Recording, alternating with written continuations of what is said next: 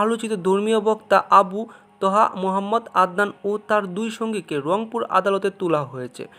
শুক্রবার 18 জুন রাত 9:30টার দিকে তাদের আদালতে তোলা হয়। আর এ তথ্য নিশ্চিত করেছে রংপুরের উপ পুলিশ কমিশনার অপরাধ বিভাগ আবু মারুফ হোসেন।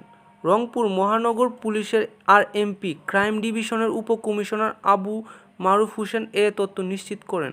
তিনি জানান, তোহা নিখোঁজের ঘটনায় করা সাধারণ ডায়েরির আলোকে 3 জনকে আদালতে তোলা হয়েছে। এখনই আদালত এ বিষয়ে করণীয় কি ঠিক করবে।